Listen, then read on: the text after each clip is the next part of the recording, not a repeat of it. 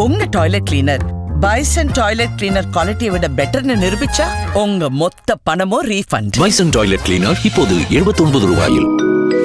சொந்த வீடு வாங்க ஸ்டெப் ஸ்டோனுக்கு வாங்க. ஸ்டெப் ஸ்டோன் மேபி வந்து பார்த்தீங்கன்னா என்னடா இது இப்படி ரொம்ப நெகட்டிவாக போகுதுன்னு சொல்லிட்டு இந்த வீடியோவை யாராவது எடுத்து வச்சுருந்துருப்பாங்க. யார் நம்ம விர்ச்சுவல் வாரியர்ஸு, ஓகேவா? ஸோ அவங்களே தான் ரிலீஸ் பண்ணியிருப்பாங்கன்னு நான் நினைக்கிறேன். ஆப்வியஸ்லி நம்மளே வந்து பார்த்தீங்கன்னா திருடங்கையில் சாவி கொடுத்த மாதிரி ஆகி போச்சு, வச்சு செய்ய போகிறாங்கன்னு தான் நான் நினச்சேன். ஆனால் அது அந்த ஒரு நாள் எல்லாமே வந்தது, பட் அது டேக் ஆஃப் ஆகலை. அந்த மேட்ரு பெருசாக ஆகலை. தற்குறின்னு சொல்லுங்கள், பைத்தியம்னு சொல்லுங்கள், லூசுன்னு சொல்லுங்கள், என்ன வேணாலும் சொல்லுங்கள், நீங்கள் அவன் என்ன பேர் வேணாலும் வைங்க. பட் நான் ஒன்று மட்டும் சொல்கிறேன், அவங்ககிட்டும் ஓட்டர் ஐடி இருக்குது, அவங்களுக்கும் ஓட்டு உரிமை இருக்குது.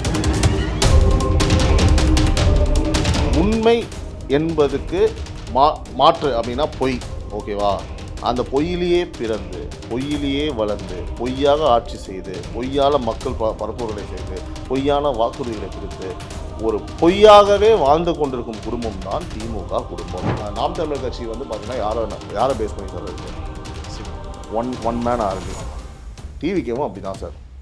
இப்போ செங்கோட்டையன் மாதிரி 100 செங்கோட்டையன் வந்தாலும் சரி, Vijay it is only for Vijay. So நீங்கள் ஒன்று புரிஞ்சுக்கணும், அங்கே விஜய் தான் பிராண்டு, விஜய் தான் மாஸ்டர். அவர் சொல்லிட்டாருன்னா அங்கே மறு பேச்சு கிடையாது. அப்புறம் நம்ம புசியானந்தா என்ன, இல்லை செங்கோட்டையனாகவே இருந்தாலும் என்ன.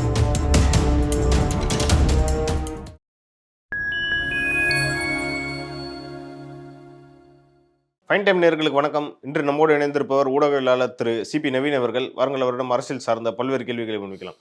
வணக்கம் சார். வணக்கம். தவைக்கா தலைவர் திரு விஜய் அவர்கள் வந்து பாண்டிச்சேரியில் சமீபத்தில் பரப்புரை பண்ணார். ஆனால் அந்த விஷயத்தில் ரொம்ப முக்கியமாக கவனிக்க வேண்டிய விஷயம் என்னன்னு பார்த்தீங்கன்னா, அந்த எஸ்பி ஈஷா சிங்ன்றவங்க வந்து புஷி ஆனந்த் கையில் அந்த மைக்கை படக்குன்னு பிடுங்கி சம்பவம் பண்ணாங்க. அது வந்து பாராட்டக்கூடிய விஷயம்தான். இன்னொரு விஷயம் என்ன சொன்னாங்கன்னா, டைம் ஃபார் தளபதி கமான் அப்படின்ற மாதிரி தொண்டர்கள் வந்து சியர்ஸ்லாம் பண்ணாங்க. அதெல்லாம் எப்படி சார் நீங்கள் பார்க்குறீங்க?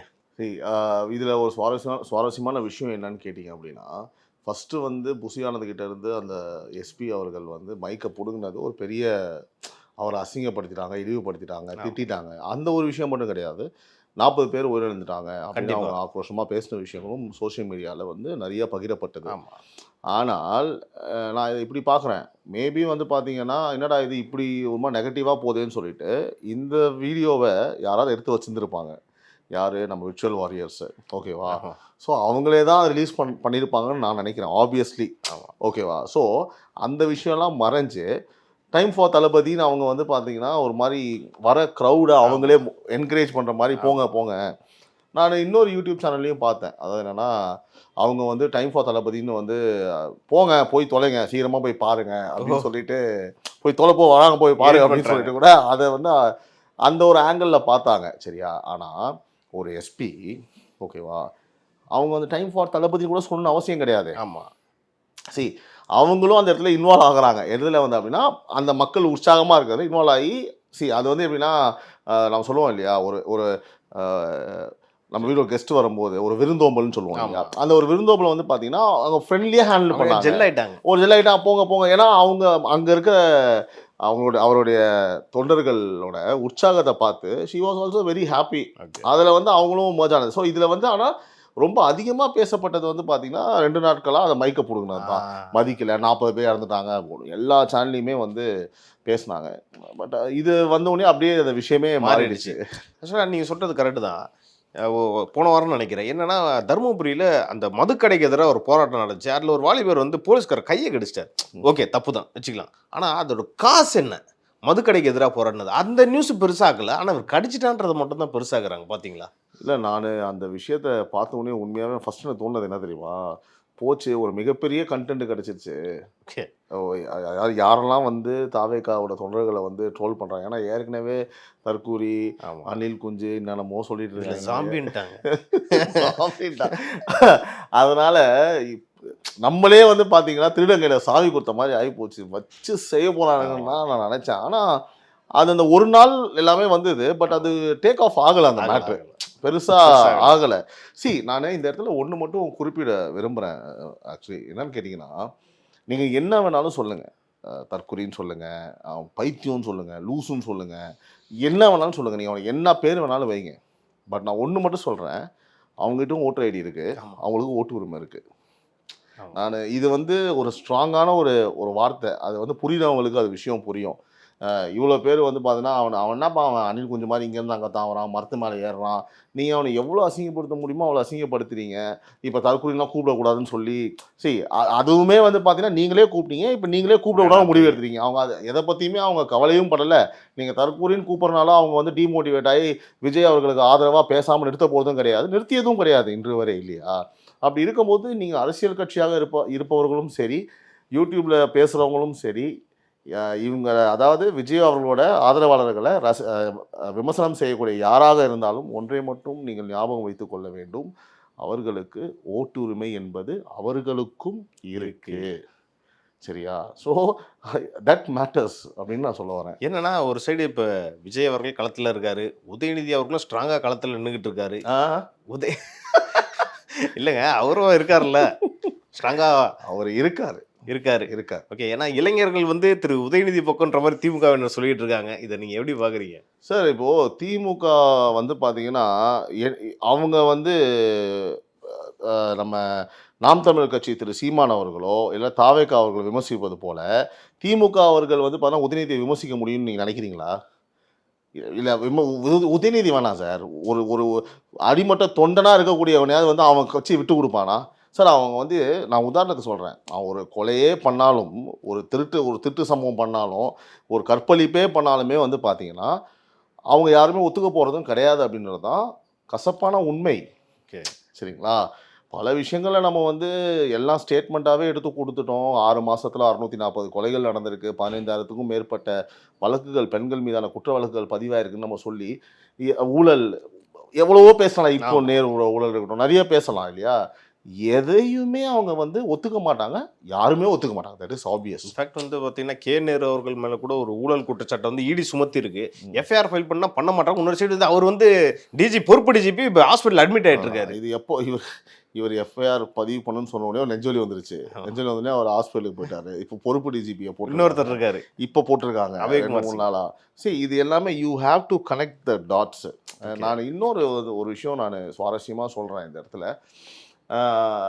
எல்லா இடத்துலையுமே திமுக வந்து இந்த ஊடகத்தை வந்து ரொம்ப சிறப்பாக வந்து கையாளுவாங்க சார்.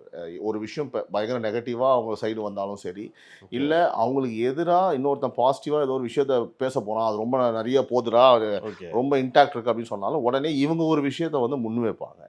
இதுக்கு உதாரணமாக வந்து ஃபாக்ஸ்கானோட நிகழ்வு நடக்கும்போது சட்டமன்றத்தில் வந்து இந்திய ஒழிக்க போகிறோம்னு சொல்லிட்டு ஒரு பெரிய ஒரு ப்ரொபகண்டாவை பண்ணி நேஷனல் நியூஸ்லாம் திரும்பி பார்க்க ஆரம்பிச்சிருச்சு. உடனே அதே மாதிரி மகாபலிபுரத்தில் வந்து திரு விஜய் அவர்கள் வந்து நிகழ்ச்சி நடத்தினாலே கரூர் சம்பவத்தில் பாதிக்கப்பட்டவர்கள் வந்து அவங்க குடும்பத்தை சந்தித்தார் இல்லையா? அந்த நிகழ்ச்சி நடக்கும்போது உடனடியாக நிகழ்ச்சி முடிஞ்ச உடனே 20 லட்ச ரூபா நான் திரும்பவும் கொடுத்துட்டேன்னு சொல்லிட்டு ஒரு மேட்ரு சென்சேஷன் ஆகலாம், டேக் ஆஃப் ஆகலை. புரியுதுங்களா? ஸோ அதே போல் இப்போது இந்த விஜய் அவர்கள், இது யார் நோட்டீஸ் பண்ணீங்கன்னு தெரில சார், பட் நான் நோட்டீஸ் பண்ணேன். ஓகேவா? விஜய் அவர்கள் பாண்டிச்சேரியில் வந்து பேசும்பொழுது ஒரு விஷயம் நான் அப்படி ரீலில் நான் விஜய் அவர்கள் பேசுறதை பார்த்தேன்னா, அடுத்த ரீலில் வந்து பார்த்தீங்கன்னா ரஜினி அவர் வராரு. ஓகேவா? சன் பிக்சர்ஸ் எல்லாமே அந்த சன் டிவியில் தான் ஃபுல்லாக. ஓகே, நல்லா புரிஞ்சுக்கோங்க. சரியா? நீங்கள் நோட்டீஸ் பண்ணீங்களான்னு தெரில, இதுக்கப்புறம் நீங்கள் நோட்டீஸ் பண்ணுங்கள். லாஸ்ட் 1 வீக்காக ஆக்சுவலாக என்னால் பேச முடியல, இந்த தகவலை நான் சொல்ல முடியல, பட் நான் இப்போ பதிவு பண்ணுறேன். அந்த விஜயோட பாண்டிச்சேரி மேட்ரு பெருசாக பூமா போகக்கூடாதுன்னு தான் உட்காந்து ஷார்ட்ஸாக ரீல்ஸாக திரு ரஜினி அவர்களை, அவரோட பர்த்டே வருது, ஓகே, ஒரு பக்கம் இன்னைக்கு அவரோட பர்த்டே, அவருக்கு நம்மளுக்கு வாழ்த்து தெரிவிச்சுக்கலாம். பட் இந்த ஒரு வாரத்துக்கு முன்னாடியே ஃபுல்லாக பிஆர் ஆக்டிவிட்டியை ஸ்டார்ட் பண்ணிட்டாங்க சார். ஃபுல்லாக ஸ்டார்ட் பண்ணிட்டாங்க. உண்மையாக சொல்கிறேன், விஜய் இதை பார்த்து அடுத்துனா இவருது வருது.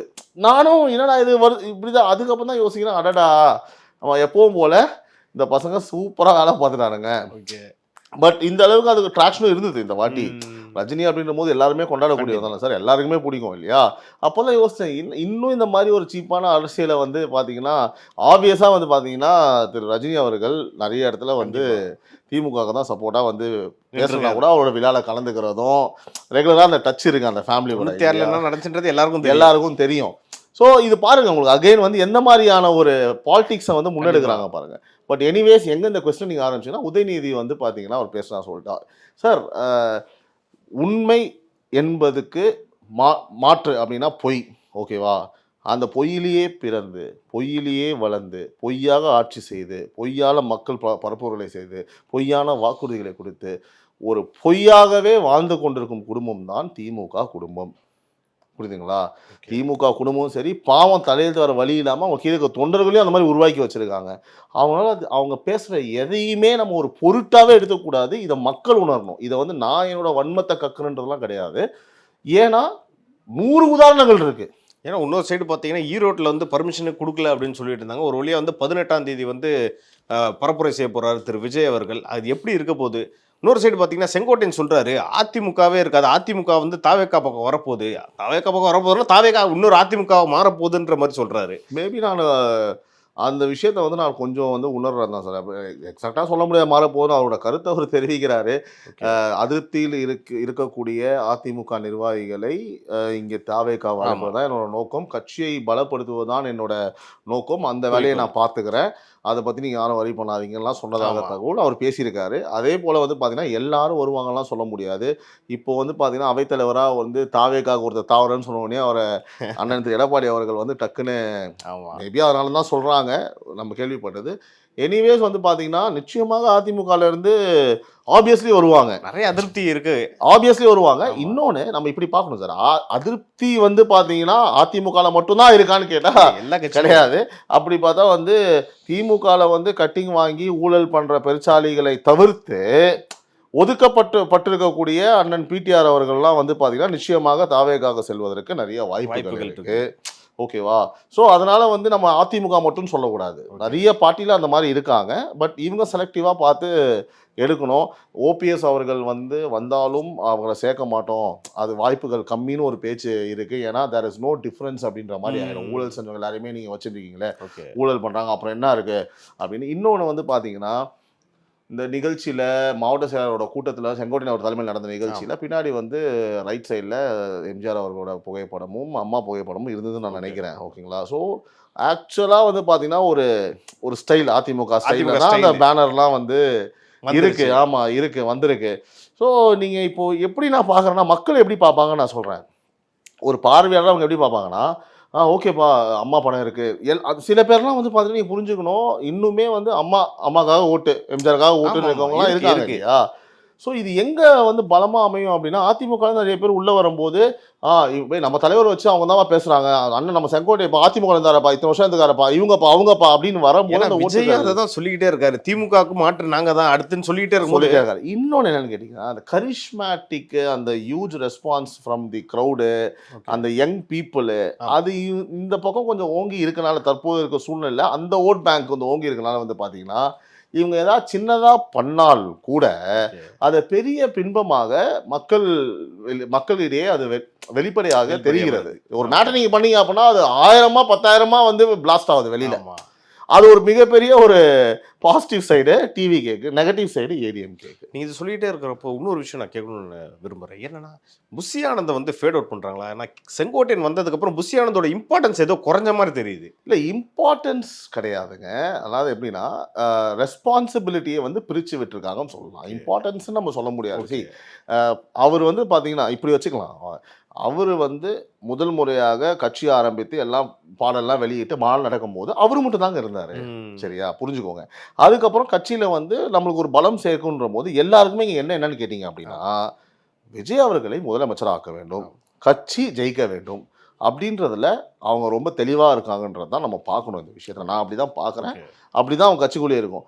செங்கோட்டையன் வந்த உடனே தலைவர் விஜய் அவர்கள் என்ன சொல்கிறாங்க, அந்த 28 பேர் கொண்ட நிர்வாக குழுவோட இவர் தான் ஒருங்கிணைப்பாளர், தலைமை ஒருங்கிணைப்பாளர், இவர் தான் வழி நடத்துவார், டைரக்டாக இவர் தான் ரிப்போர்ட் பண்ணுவார், என்கிட்ட சொல்லுவாருன்னு சொல்கிற போது obviously it is understood Bussy Anand, Aadhav Arjuna எல்லாருமே வந்து பார்த்தீங்கன்னா இவருக்கு கீழேனா இவர் தான் ஹேண்டில் பண்ணுவார்.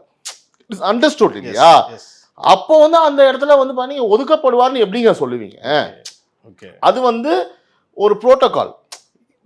இப்போ வந்து வயசில் பெரியவரோ சின்னவரோ நீ பாடுபட்டிருக்கியோ எவ்வளோ உழைச்சிருக்கியோ தலைவர் அவர்கள் சொன்னால் இது இப்படி சொன்னால் இது கீழே இப்படி தான் வருன்றது இட் இஸ் அ புரோட்டோகால். அப்போ ரெஸ்பான்சிபிலிட்டி உன் ரெஸ்பான்சிபிலிட்டி இது மட்டும்தான், செங்கோட்டையனோட ரெஸ்பான்சிபிலிட்டி இது மட்டும்தான் அப்படின்னு அவர் ஒரு புரிதலோட அழகா அவர் அதை வழிநடத்துறாரு, பிரிச்சு கொடுத்துருக்காங்க. அவர் அதை புரிஞ்சுக்கிட்டு செயல்படுறாருன்னு சொல்ல வரேன்.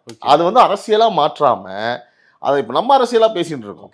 ஓகேவா, அவர் அதை பத்தி வருத்தப்பட மாட்டாரு. விமர்சிக்கிறதுக்கு எதுவும் இல்லை இதுல. இல்ல அதுல இதுதான் பிராக்டிகலா இதுதான் உண்மைன்றேன். செங்கோட்டையன் அவர் அப்பாயின்ட் பண்ணாரு சார், விஜய் அவர் சொல்லிட்டாரு சார். சொன்னதுக்கப்புறம் என்ன சார் பேச்சு இருக்கு? இல்ல சார் இப்போ அந்த மாவட்ட செயலாளர் கூட்டத்திலே என்ன சொல்றாங்க அப்படின்னா, கூட்டணி முடிவு பண்றது அவர் தான் கடைசியான்னு சொல்றாங்க. தலைவர் அவர் தான் சார். டிவிகே பொறுத்தளவு வந்து பாத்தீங்கன்னா ரொம்ப சிம்பிள் சார். நம்ம நாம் தமிழர் கட்சி வந்து பாத்தீங்கன்னா யாரை பேஸ் பண்ணி சார் இருக்கு? One man army. டிவிகேவும் அப்படிதான் சார். செங்கோட்டையன் மாதிரி 100 செங்கோட்டையன் வந்தாலும் சரி, Vijay it is only for Vijay. So நீங்கள் ஒன்று புரிஞ்சுக்கணும், அங்கே விஜய் தான் பிராண்டு, விஜய் தான் மாஸ்டர்.